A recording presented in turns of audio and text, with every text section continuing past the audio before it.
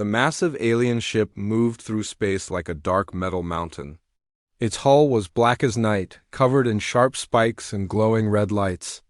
The ship was 3 miles long and 1 mile wide. Anyone who saw it would feel fear in their hearts.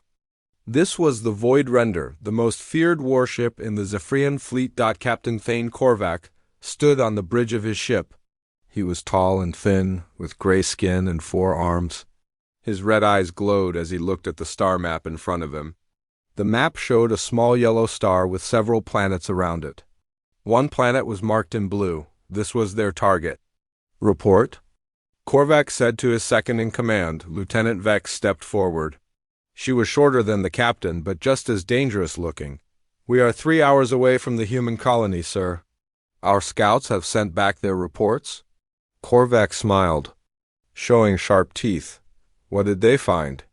"The humans have built some kind of defense around their planet. Small stations in orbit. Maybe 20 ships guarding the system. Their technology looks very basic, sir." "Old and patched together," the captain laughed. It was a cold sound that made the other aliens on the bridge nervous. "Humans. We studied their radio signals for months. They are barely out of their home system. They fight each other over small pieces of land. They use chemical rockets to reach space. How can such weak creatures think they can stand against us?" The Void Render had conquered 43 star systems in the past 10 years. Every alien race had surrendered when they saw the great ship. Those who tried to fight were destroyed in hours. The Zephyrian Empire now controlled half of this part of the galaxy. "Sir, we are getting a signal from the human planet," the communications officer called out. "Put it on the main screen," Korvac ordered. The screen flickered and showed a human woman. She had short gray hair and wore a blue uniform with gold marks on it. Her eyes were hard and cold. Behind her, other humans worked at control panels. "This is Admiral Sarah Chun of the Terran Defense Force," the woman said. "You are entering human space without permission. Turn around and leave now." The bridge fell silent. No one had ever told the Zephyrians to leave before. Most races begged for mercy. Some tried to buy their freedom with gold or rare metals, but no one had ever ordered them away. Korvac stepped closer to the screen. "I am Captain Thane Korvac of the Zephyrian hegemony. You will surrender your colony to us. Your people will become workers for our empire. Any who resist will die. You have 1 hour to make your choice." Admiral Chun did not look afraid. She did not even blink. "Captain Korvac, you picked the wrong species to threaten. Human space is not for sale, it is not for rent, and it is certainly not for taking. I suggest you turn your ship around and go home while you still can." The connection ended. The screen went black. For a moment, no one on the bridge spoke. Then Korvac began to laugh again. "Did you hear that? She thinks 20 old ships can stop the Void Render. She thinks her little planet can fight the Zephyrian Empire." "Sir," Lieutenant Vex said carefully, "maybe we should be more careful. The humans might have hidden weapons." Korvac turned his red eyes on her. "Hidden weapons? Look at their ships." "Vex, they are made from scrap metal and old parts. Their strongest weapon is probably some kind of explosive missile. We have shields that can stop anything they have." He walked to the center of the bridge. Around him, dozens of alien crew members worked at their stations. The bridge was huge, with tall ceilings and walls covered in weapons controls. "All stations, prepare for battle," Korvac announced. "Charge the main guns. Ready the planet crackers. We will show these humans what happens when someone refuses the Zephyrian Empire." The ship began to hum with power. Deep in its belly, massive weapons came online. The planet crackers were the most feared weapons in the galaxy. They could break apart a whole world in minutes. "Sir, we are now 2 hours from the human planet," the navigation officer reported.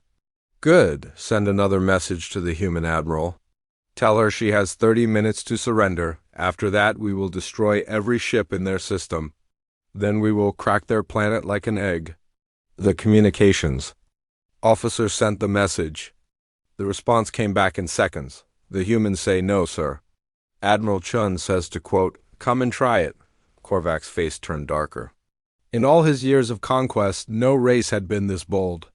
Most aliens surrendered as soon as they saw the void render. The few who fought usually gave up after losing a few ships. These humans are either very brave or very stupid, he said. Maybe both, sir, Lieutenant Vex replied. The captain walked to the front of the bridge. Through the massive windows, he could see stars scattered across the black of space. Soon he would see the human planet. Soon he would add another victory to his long list. Sir, our long-range sensors are picking up more activity around the human colony, the sensor officer called out. What kind of activity? More ships are moving into position. Small craft mostly. Some look like cargo haulers that have been fitted with weapons. I count maybe 30 ships now. Korvac nodded. They are gathering everything they have for one. Last fight, it will not matter. Ready all forward batteries. As soon as we are in range, we destroy their ships. Show no mercy. The Void Render continued its journey through space. Behind it came 3 smaller Zephyrian ships. These were destroyers, each one bigger than the largest human vessel. Together, the 4 ships carried enough firepower to level a continent. 1 hour to target, sir, the navigation officer announced. Excellent. Begin final weapons check. I want every gun ready to fire.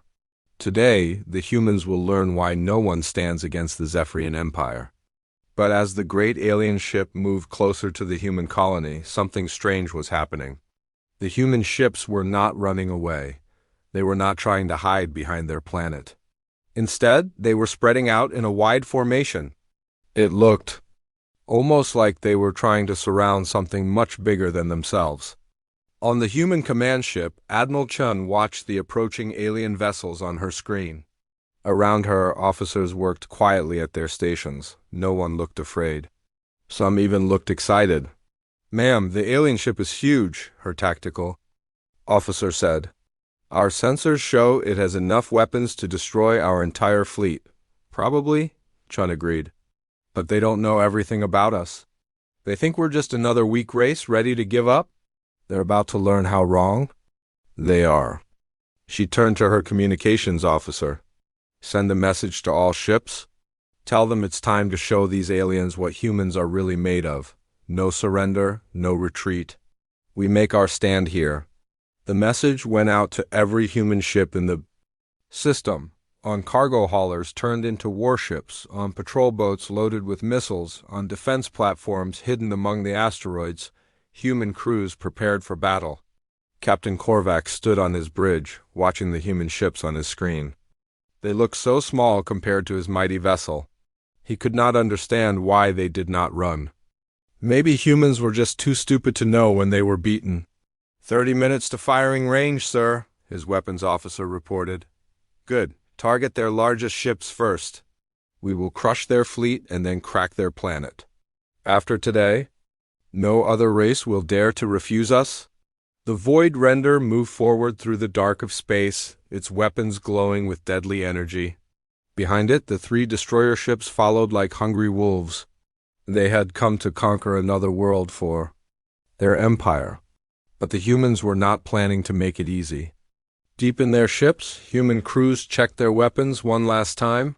They knew they were facing an enemy much stronger than themselves. They knew many of them would not survive the coming battle. But they also knew something the aliens did not understand. Humans did not fight because they thought they could win. They fought because some things were worth fighting for, no matter what the odds. The stage was set for a battle that would change everything.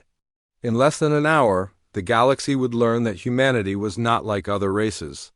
They would learn that humans had their own way of dealing with bullies. They would learn that no one invades human space. The first shots of the battle came from the Void Render. Captain Korvac ordered his gunners to fire on the closest human ships. Bright red beams of energy shot across space like angry lightning. The beams were so hot they could melt through steel in seconds, but something strange happened. The human ships moved. They moved fast, faster than the Zephyrian computers had calculated. The energy beams missed their targets and hit empty space instead. What? Korvac stared at his screen. How did they dodge our targeting systems? Lieutenant. Vex checked her instruments. Sir, the human ships are not following normal flight patterns. They are moving in ways that make no sense. Our battle computers cannot predict where they will go next. The human ships twisted and turned through space. Like flying snakes. Some flew straight at the alien vessels, then suddenly changed direction at the last second. Others spun in circles while firing their weapons. It looked like chaos, but there was a pattern to it that the aliens could not understand. Admiral Chun watched the battle from her command ship. All units, execute Plan Alpha. Show them how humans really fight. Her tactical officer smiled. Ma'am, the alien weapons are very powerful, but they're built to fight ships that fly in straight lines. Our pilots trained for this. On the human ships, pilots who had grown up playing video games and flying in Earth's atmosphere used skills the aliens had never seen before. They flew their ships like racing cars, like fighter jets, like birds dancing in the sky, the cargo. Hauler Lucky Strike came under fire from one of the Zephyrian destroyers. Captain Maria Santos, who had spent 20 years flying supply runs through asteroid fields, threw her ship into a barrel roll that would have made an Earth pilot proud. "They want to dance?" she said to her crew. "Let's dance." The Lucky Strike spun between the alien energy beams and fired back with missiles. The missiles were old Earth designs, nothing fancy. But they hit their target because the aliens never expected a cargo ship to fight like a fighter plane. Back on the void render, alarms were going off. The human attacks were not doing much damage to the massive ship, but they were hitting things the aliens did not expect anyone to target. "Sir, they hit our communication array," the communications officer reported. "We are having trouble talking to our other ships. And sir," the sensor officer added, "they keep hitting our sensor dishes. We are losing our ability to track their movements." Korvac was getting angry. The humans were fighting like insects, stinging and running away. It was not how space battles were supposed to work. In every other conquest, enemy ships lined up and fired at each other until one side was destroyed. "Target their command ship," he ordered. "Fire everything we have at the ship with the Admiral." The void render turned its massive guns toward Admiral Chun's ship. But as the weapons charged up, something unexpected happened. Every human ship in the area suddenly changed course and flew straight at the alien vessel. "Sir, they are all coming right at us," Lieutenant Vex said. "All of them. It looks like a suicide attack. Impossible. No race is that crazy." But the humans kept coming. 20 ships. 30 ships, all flying directly at the void render. The alien gunners fired as fast as they could, but there were too many targets moving too fast. The human ship New Texas took a direct hit from an energy beam. The ship broke apart, but its crew had already fired their missiles. As the ship died, its captain, former Earth Navy pilot Jake Morrison, smiled and whispered, "Remember the Alamo." 3 more human ships were destroyed, but their sacrifice meant something. While the aliens were busy shooting at the attacking ships, they did not notice the other human vessels moving into position around them. "All ships, execute hammer strike," Admiral Chun ordered. Suddenly, the human ships that had been flying around randomly all focused their fire on one spot, the left side of the void render. Their weapons were not as powerful as the alien guns, but they all hit the same target at the same time. Sparks flew from damaged armor. Warning lights flashed on the alien bridge. "Hull breach on deck 7, someone reported. "Minor damage, but they actually hurt us?" Korvac could not believe it. His ship was the most powerful vessel in the fleet. It had shields and armor that could stop anything. How were these primitive humans managing to damage it? "Sir, we have another problem," the tactical officer said. "The human ships are not fighting the way our war computers were programmed to handle. Every time we try to target one, it moves in a way that makes no sense." The truth was that human pilots were not following any military handbook. They were improvising, using instincts and creativity that no computer could predict. A former racing pilot would suddenly fly like a crop duster. A cargo ship captain would use moves she learned flying through asteroid storms. The battle was becoming a nightmare for the Zephyrians. They had planned for an easy victory, but the humans were making them work for every shot.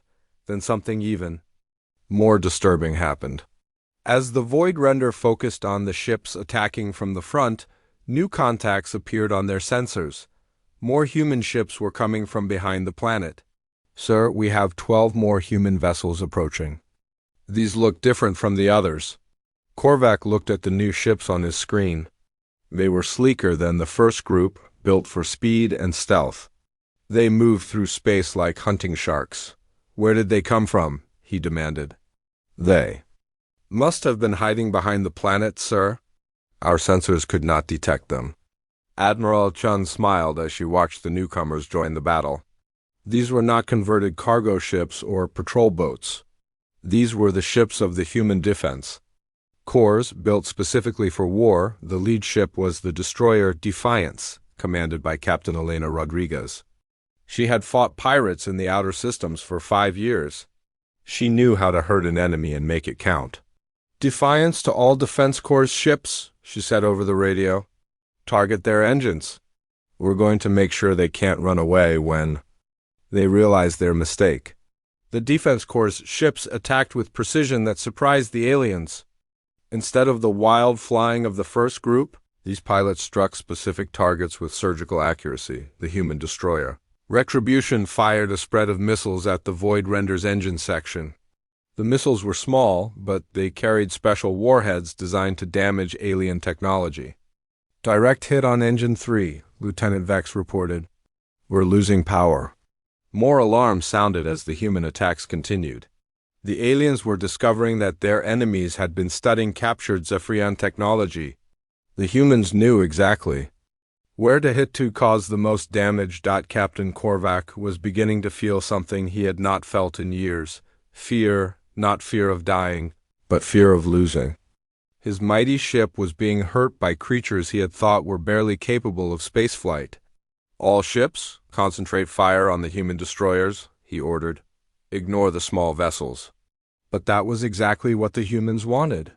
While the big alien guns focused on the Defense Corps ships, the converted cargo haulers and patrol boats continued their stinging attacks. They hit sensors, communication arrays, weapon cooling systems, anything that would make the alien ship less effective.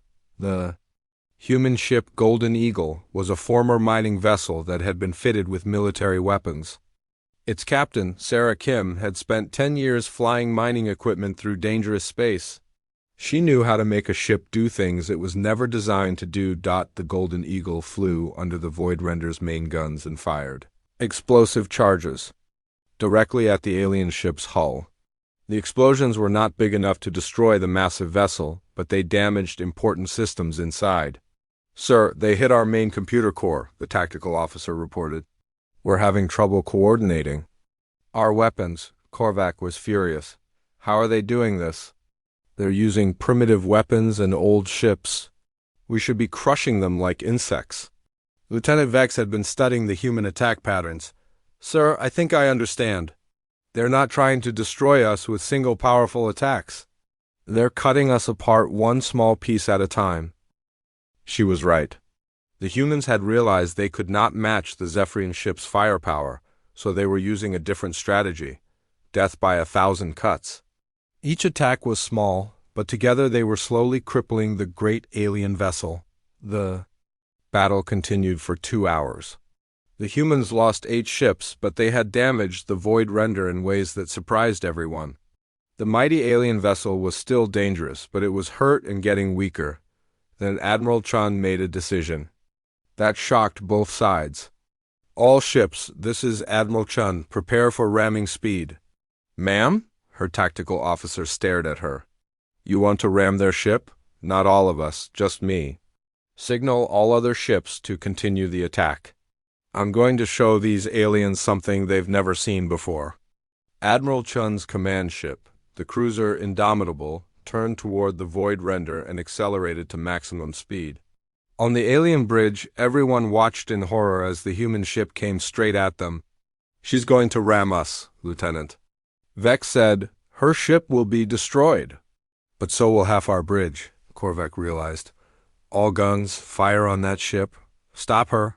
Every weapon that could target the Indomitable fired at once. Energy beams and missiles filled the space between the two vessels. The human ship took hit after hit, but it kept coming. Sir, she's not stopping. Impact in 30 seconds. Captain Korvac had to make a choice. Keep fighting and risk having his bridge destroyed, or do something that would shame him forever. Emergency maneuvers, he ordered. Move us out of the way. The massive void render, the terror of 43 star systems, turned and ran from a single human ship. Admiral Chun's ship missed the alien vessel by less than a mile, but the message was clear. Humans would rather die fighting than live as slaves. As the Indomitable flew past the alien ship, Admiral Chun sent one last message to Captain Korvac. That's what we call a warning shot, Captain. Next time we won't miss. On the alien bridge, everyone was silent. They had just witnessed something that went against everything they knew about civilized warfare.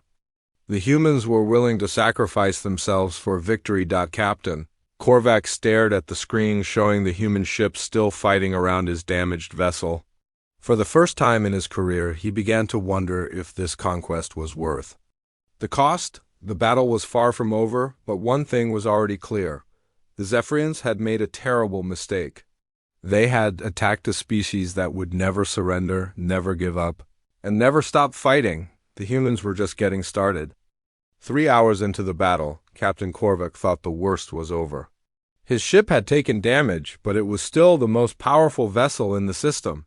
The human fleet had lost many ships, and surely they would surrender soon. Then his sensor officer made an announcement that changed everything. Sir, we have new contacts on long-range sensors. Multiple ships approaching from deep space. Korvac looked at the tactical display. 12 new dots were moving toward the battle zone. But these ships were different from the others. They moved in perfect formation, like a pack of wolves hunting together. What kind of ships are they? He asked. Unknown design, sir. They're smaller than our destroyers, but bigger than the human ships we've been fighting. And sir, they're moving very fast. Lieutenant Vex studied the sensor readings. Sir, these ships have stealth technology. Our sensors can barely see them. If they hadn't wanted us to know they were coming, we might not have detected them at all. On her command ship, Admiral Chun smiled when she saw the new arrivals on her screen. She opened a communication channel to the lead ship. Nightfall, this is Admiral Chun. Welcome to the party. Admiral, this is Captain Elena Vasquez of the Deep Space Fleet. Sorry we're late. We came as soon as we got your message. The ships now entering the battle were not like the converted cargo haulers and patrol boats that had been fighting the aliens. These were the vessels of the human Deep Space Fleet, designed and built for one purpose: hunting dangerous enemies in the dark between the stars. Captain Elena Vasquez had spent 5 years commanding the stealth destroyer Nightfall. She and her crew had hunted pirates, smugglers, and worse things that lived in the empty spaces between star systems. They knew how to track an enemy, how to hurt them, and how to disappear before anyone could fight back. All deep space units, this is Nightfall. Begin Operation Shadow Strike. Target their support ships first. Leave the big one for later. The Zephyrian fleet had 3 destroyer escorts spread around the main battle area. These ships were supposed to protect the Void Render from surprise attacks. But they had never faced enemies like the human Deep Space Fleet, the first escort ship.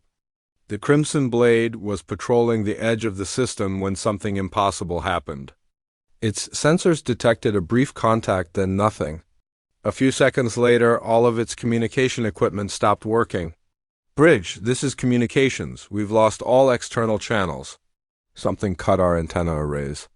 Captain Zex, commander of the Crimson Blade, looked at his tactical display. There was nothing there. No ships, no missiles, nothing. But somehow his ship had been attacked. All sensors, maximum scan. Find whatever did this. But the human stealth ship Phantom was already gone, invisible again in the darkness of space. Captain Sarah Kim, who had transferred from mining ships to the Deep Space Fleet 2 years earlier, watched the alien destroyer from 5 miles away. Nice and clean, her tactical officer said. They can't call for help now. Good, target there. Engine cooling systems next. Let's see how they like fighting when their ship starts overheating. The Phantom fired 2 small missiles at the alien ship. The missiles were designed to be almost invisible to sensors. They hit the Crimson Blade's engine section and released clouds of metal-eating nanobots on the alien ship. Warning alarms began to sound. "Sir, we're losing engine power. Something is eating through our cooling pipes." Captain Zex was confused and angry. His ship was under attack, but he could not see the enemy. "Fire at anything that moves. Use spread patterns. Hit everything around us." The Crimson Blade began firing its weapons in all directions, hoping to hit the invisible attacker. But the Phantom was already moving to its next target, and the alien weapons hit nothing but empty space. The same thing was happening to the other 2 escort ships. The human deep space fleet vessels attacked like ghosts, striking without warning and vanishing before the aliens could respond. The destroyer Wolfpack, commanded by Captain James Chun, used a different approach. Instead of staying invisible, the Wolfpack pretended to be a damaged human cargo ship. "Zephyrian vessel, this is the cargo ship Lucky Day," Captain Chun said over the radio, changing his voice to sound scared. "Please don't shoot. Our engines are damaged. We surrender." The second Zephyrian escort, the Iron Fist, moved closer to capture what they thought was a helpless human ship. Captain Vorth, the alien commander, saw this as an easy victory after hours of frustrating battle. "Prepare a boarding party," Vorth ordered. "We'll take prisoners and learn about human technology." But as the Iron Fist came within range, the Wolfpack suddenly revealed its true nature. Hidden weapon ports opened along its hull, and a storm of missiles launched toward the alien ship. "Surprise," Captain Chun said, dropping the fake scared voice. The missiles hit the Iron Fist before it could raise its shields. The alien ship staggered under the impact, its hull breached in a dozen places. "This is Wolfpack to all deep space units," Captain Chun reported. "Target 2 is crippled. Moving to assist with Target 3. Back on the Void Render, Captain Korvac." Watched his escort ships being destroyed one by one. The humans were using tactics he had never seen before. They struck from the shadows, used deception, and disappeared before his ships could fight back. "Sir, we've lost contact with all 3 escorts," Lieutenant Vex reported. "The Iron Fist is dead in space. The Crimson Blade is trying to repair its engines. The Starpiercer is under attack by multiple human ships." "This is impossible," Korvac said. "How did 12 human ships destroy 3 of our destroyers?" The answer was simple, but the aliens did not understand it yet. The human deep space fleet did not fight like a normal navy. They fought like hunters who had learned their skills in the most dangerous places in the galaxy. Captain Elena Vasquez of the Nightfall had spent months tracking a group of alien pirates who had been raiding human colonies. She learned to think like her enemies, to predict where they would go and what they would do. Those skills were now being used against the Zephyrians. "All units, Phase 2, she ordered. "Begin isolation protocol. Cut them off from each other." The Deep Space Fleet ships began to spread out around the battle area. They did not attack the Void Render directly. Instead, they positioned themselves between the main alien ship and any possible escape routes. On the Void Render, the sensor officer made a disturbing discovery. "Sir, the human ships have surrounded us. They're not trying to destroy us. They're trying to trap us." Lieutenant Vex checked her instruments. "He's right, sir. Look at their positions. They've cut off every route back to Zephyrian space. We can't run even if we wanted to." Captain Korvac felt cold fear growing in his chest. In 43 conquests, he had always been the hunter. Enemy ships tried to run from him, not the other way around, but now, somehow, he had become the prey. "Signal for reinforcements," he ordered. "Sir, our long-range communication array was damaged in the first attack. We can send short-range signals only, then boost the power. Get a message through to the nearest Zephyrian base." The communications officer tried for 10 minutes before giving up. "Sir, something is jamming our signals. Every time we try to send a message, it gets blocked." What the aliens did not know was that the human deep space fleet had been preparing for this moment for months. They had studied Zephyrian communication frequencies and built jamming devices specifically designed to cut off alien ships from their fleets. Captain Rodriguez of the stealth ship Wraith was responsible for the jamming operation. Her ship carried the most advanced electronic warfare equipment in human space. Nightfall, this is Wraith. All enemy communications are blocked. They can't call home. Excellent work, Wraith. Maintain jamming until further notice. The battle around the Void Render continued, but now it had changed completely. The remaining human ships from Admiral Chun's fleet kept attacking the alien vessel, but they were no longer alone. The Deep Space Fleet ships appeared and disappeared like deadly shadows, striking at weak points and vanishing before the aliens could respond. The human destroyer Revenge, commanded by Captain Lisa Park, used a tactic called sensor ghosting. Her ship would appear on alien sensors for just a few seconds, long enough to fire a spread of missiles, then disappear again. Target their weapon control systems, she ordered her crew. We don't need to destroy them. We just need to make them helpless. The Revenge fired 4 missiles at the Void Render's main gun control center. The missiles were small, but they carried electromagnetic pulse warheads designed to shut down alien computers. The warheads exploded against the alien ship's hull, sending waves of electromagnetic energy through its systems. On the alien bridge, half the control panels went dark. Sir, we've lost control of forward weapons array, the weapons officer reported. The computers are rebooting, but it will take 10 minutes. Captain Korvac slammed his fist on his command chair. 10 minutes? In 10 minutes, these humans will tear us apart piece by piece. He was beginning to understand that this was not a normal space battle. The humans were not trying to win a glorious victory. They were systematically destroying his ship's ability to fight back. The Deep Space Fleet had learned their tactics from years of fighting the worst criminals in human space. Pirates who used captured military ships, smugglers who knew every hiding place in a star system, alien raiders who thought humans were easy targets.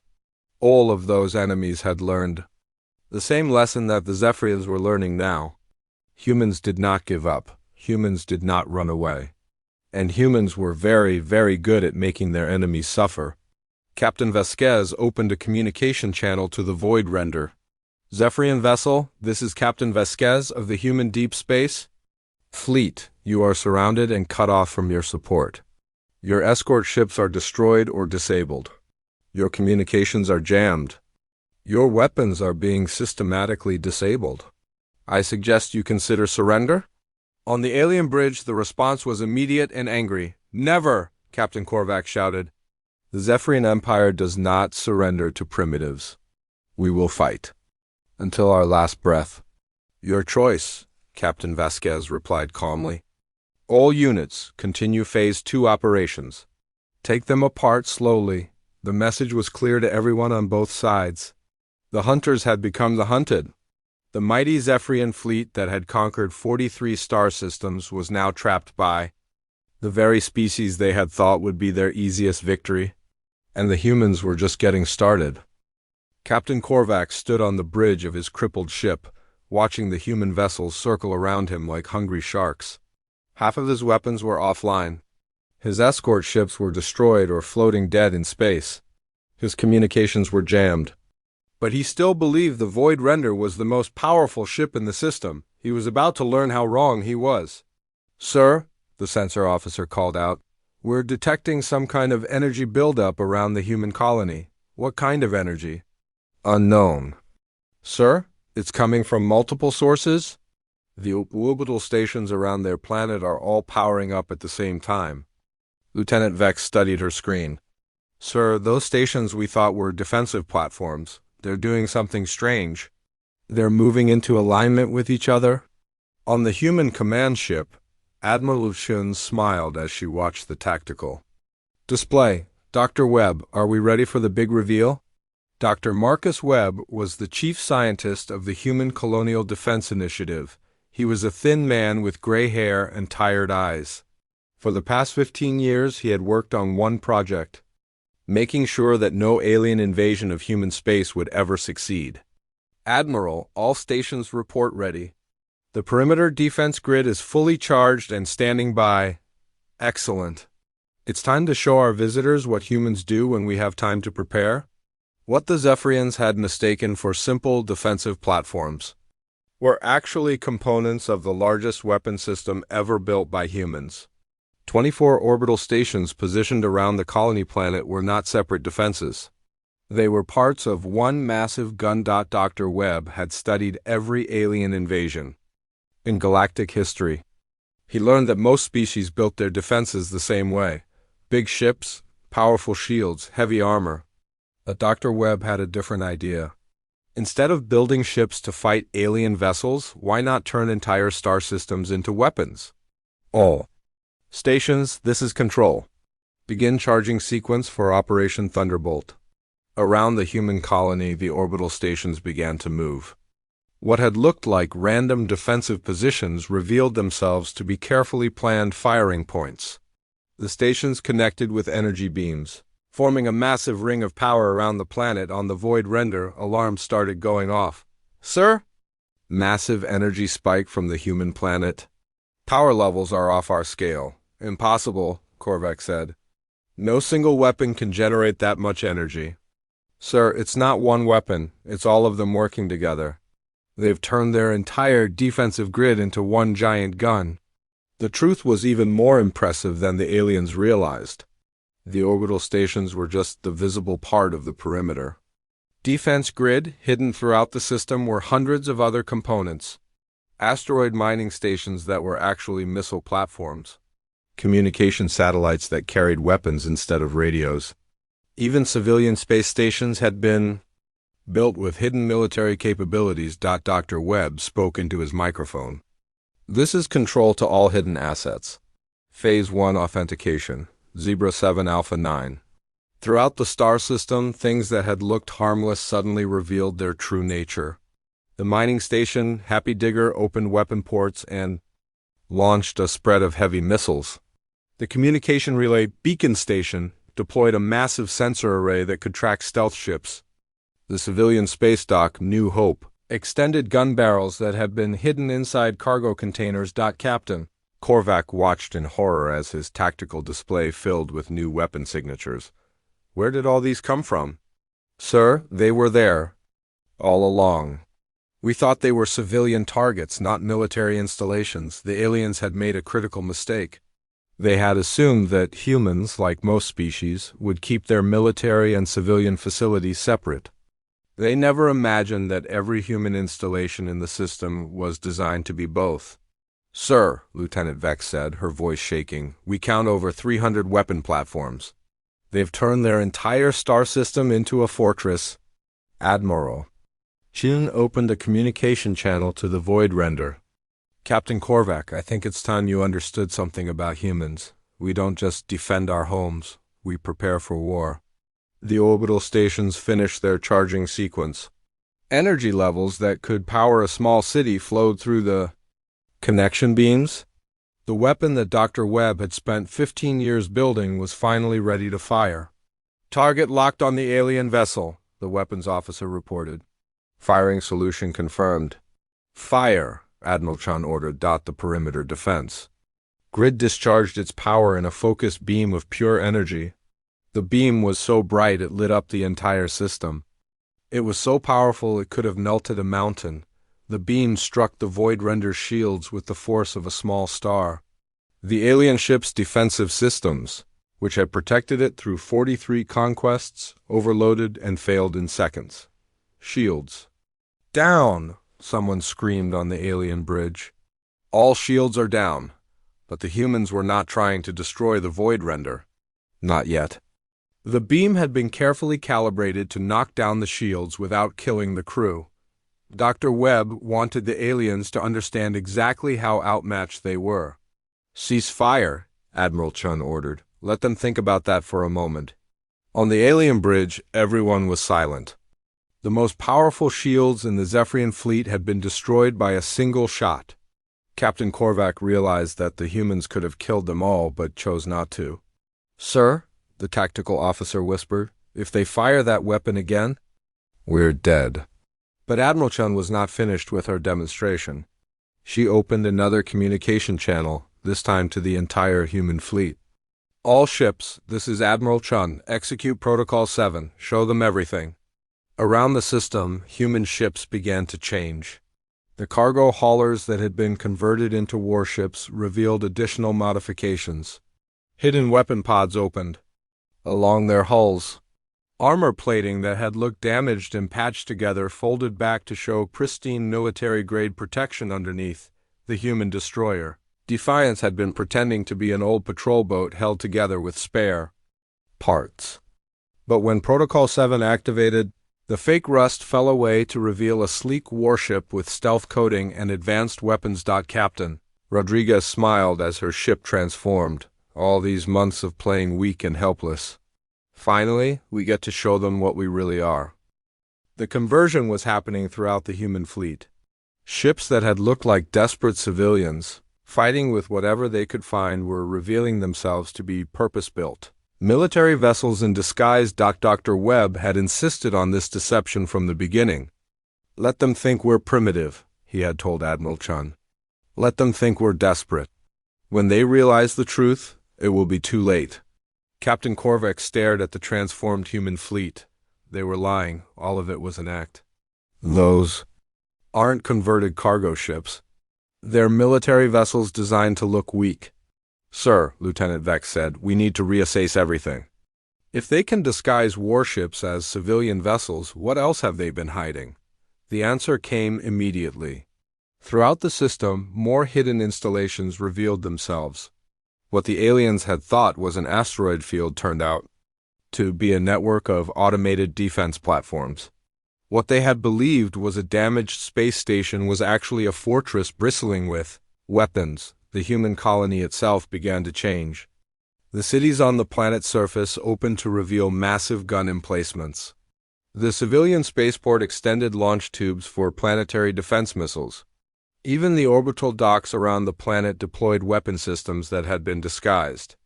As construction equipment. Dr. Webb spoke from the control center deep under the colony's main city. Admiral, all perimeter defense assets are now active. We have the alien fleet completely surrounded. Total weapon count, 1,437 platforms. All targeting the remaining alien vessels. Outstanding work, Doctor. Captain Korvac, are you listening? On the void render, Captain Korvac felt something he had never experienced before. Complete, helpless terror. His mighty ship was surrounded by more weapons than some star systems had for their entire defense. How? He asked. How did you build all this without anyone knowing? Admiral Chan's voice was calm and patient, like a teacher explaining something to a slow student. Captain, humans have been preparing for this day for 20 years. Ever since we first made contact with galactic civilization, we knew someone would eventually try to conquer us, so we prepared. She paused to let that sink in. Every human colony, every space station, every asteroid mining operation was designed with two purposes: to serve our people in peacetime and to destroy our enemies in war. The scope of the human preparation was staggering. The aliens had thought they were attacking a single weakly defended colony. Instead, they had walked into a trap that had taken decades to build. Dr. Webb had studied every successful alien invasion in galactic history. He learned that most species made the same mistake. They put all their defenses in obvious places. Military bases, orbital forts, obvious weapons platforms. Enemies could see them coming and plan accordingly, but humans had done something different. They had made their entire civilization into a weapon, but disguised it so well that no one could tell the difference between a mining station and a missile platform until it was too late. Sir, the sensor officer reported, we're being targeted by over 1,000 weapon systems. If they all fire at once, nothing will be left of us. Captain Korvac looked around his bridge. His crew was staring at him, waiting for orders. But what orders could he give? His shields were down, his escort ships were destroyed, and he was surrounded by enough firepower to level a planet. Admiral Chun, he said into the communication system, what do you want? I want you to understand something very important, Captain. This is what happens when someone attacks humans. We don't just fight back. We make sure the cost is so high that no one else will ever try it again. Admiral Chun stood on her bridge, looking at the tactical display that showed the trapped alien fleet. Around her, human officers worked quietly at their stations. No one looked excited or bloodthirsty. They looked professional, like people doing a job they had trained for their entire lives. You see, Captain, humans learned something a long time ago. The best way to win a war is to be so prepared for it that no one wants to fight you in the first place. She gestured to her tactical officer, who began transmitting new data to the alien ship. We're sending you detailed scans of our defensive capabilities. Take a good look. See what you're really facing. The data that appeared on the void render screens was overwhelming. Weapon specifications, deployment numbers, range calculations, firing solutions. The humans were showing the aliens exactly how outmatched they were. As you can see, Admiral Chun continued, this was never a battle. This was a demonstration. We wanted to show you, and through you, the rest of the galaxy, that humans are not victims waiting to be conquered. Captain Korvac studied the data. His crew was receiving. The numbers were impossible. No single star system should have this much military power. But the evidence was right in front of him. How many other colonies do you have like this? He asked. Admiral Chin smiled, though the alien could not see it. Captain, this is one of our smaller defensive installations. We've been building systems like this around every human world for 20 years. The implication hit Captain Korvac like a physical blow. If this was a small installation, what did the humans have protecting their more important worlds? What kind of defenses surrounded Earth itself? Now do you understand, Captain? You didn't attack a weak species hoping for easy conquest. You attacked a civilization that has spent decades preparing for exactly this moment. The demonstration was complete. The aliens now knew the truth. Humanity was not a primitive species barely capable of spaceflight. They were a military power that had disguised their strength so well that they had fooled the entire galaxy, and they were about to deliver a message that would change everything. Admiral Chen stood on the bridge of her command ship, looking at the crippled alien vessel on her main screen. The mighty void render, terror of 43 star systems, hung helpless in space. Its shields were down, its weapons disabled, its escort ships destroyed. Captain Korvac and his crew were completely at her mercy, but Admiral Chun was not thinking about mercy. She was thinking about the future. Open a channel to the alien ship, she ordered. Channel open, Admiral. Captain Korvac, this is Admiral Chun. I'm going to offer you something that we humans call a choice. You can die here with your ship and your crew, forgotten in the darkness between stars. Or you can live to carry a message back to your empire. On the alien bridge, Captain Korvac felt the eyes of his crew watching him. Some looked hopeful, others looked ashamed. All of them looked defeated. What message? He asked. The truth, Captain. The truth about what happens when someone tries to invade human space.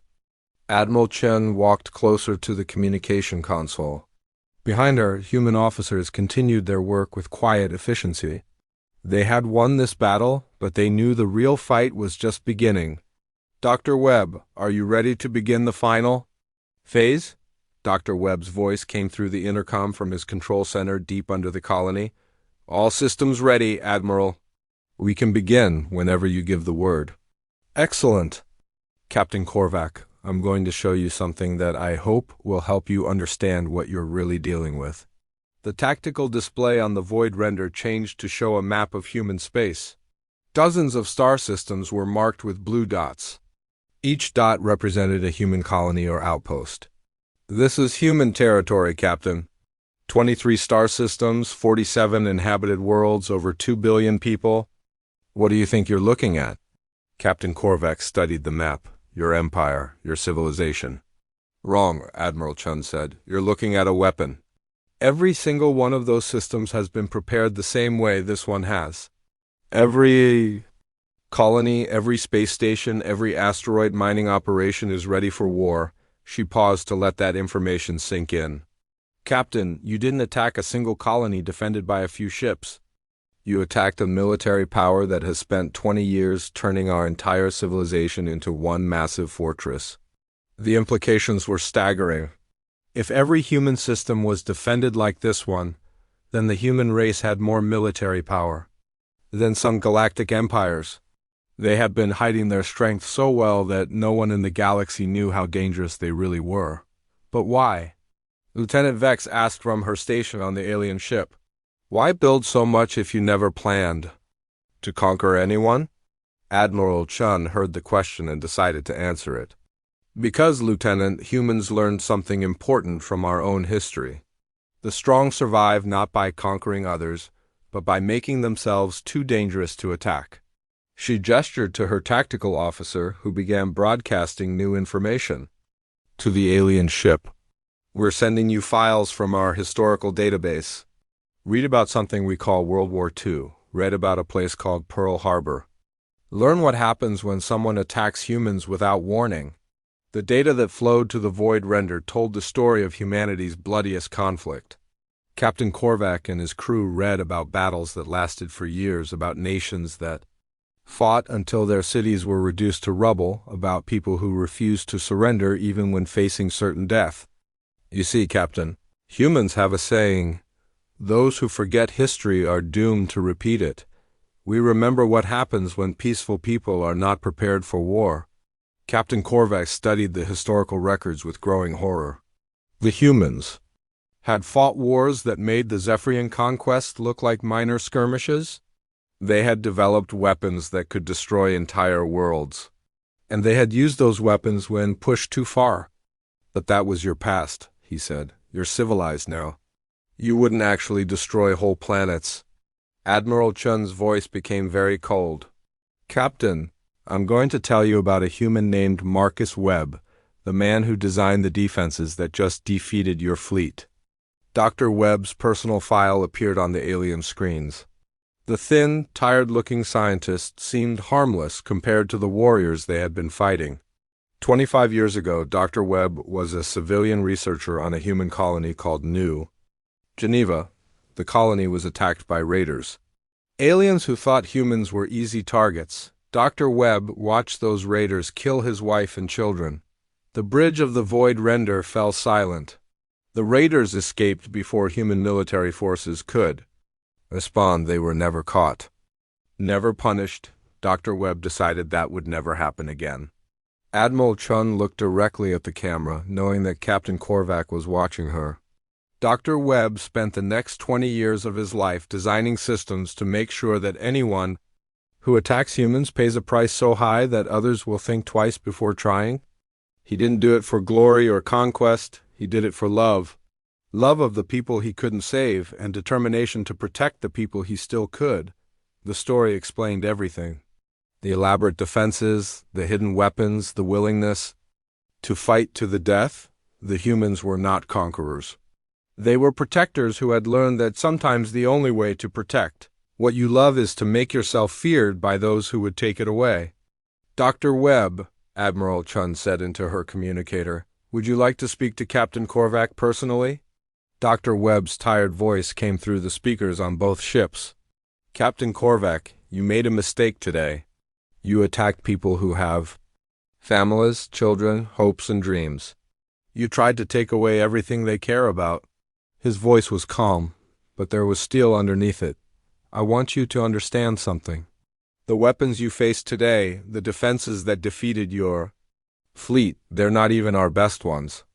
They're just what we were willing to use against someone who might still be reasoned with. Captain Korvac felt a chill run down his spine. What do you mean? I mean, Captain, that if you had actually succeeded in harming our people, if you had killed civilians or destroyed our colony, you would have faced something much worse than the perimeter defense grid. Dr. Webb paused, and when he spoke again, his voice was like winter wind. You would have faced humanity at war, real war. The kind of war we fought against ourselves for thousands of years before we learned better. The kind of war that ends with planets cracked open and star systems turned into graveyards. The threat was clear. The humans had shown mercy today, but only because the aliens had not yet crossed the line that would turn that mercy into vengeance. Admiral Chun took control of the conversation again. Captain Korvac, here's what's going to happen. We're going to repair your ship just enough for you to make it home. We're going to give you detailed records of this battle. And you're going to carry a message to your empire and anyone else who might be listening. What message? That humanity is not conquered. We are not enslaved. We are not exterminated. We cannot be beaten because we refuse to lose. We cannot be conquered because we have made ourselves too dangerous to attack. She stood straighter, and her voice carried the authority of someone speaking for an entire species. Tell them that humans have learned the most important lesson in the galaxy. If you want peace, prepare for war. If you want to be left alone, make sure the cost of bothering you is higher than anyone is willing to pay. Captain Korvac understood. The message was not just for the Zephyrian Empire. It was for every species in the galaxy that might someday look at human space and think it would be easy to take. Tell them, Admiral Chun continued, that no one invades human space. Not because we won't let them try, but because anyone who tries will learn why that's the biggest mistake they could ever make. The repair work on the Void Render took 6 hours. Human engineers worked alongside alien crew members to fix the damage that had disabled the great ship. It was a strange sight, enemies working together to save lives.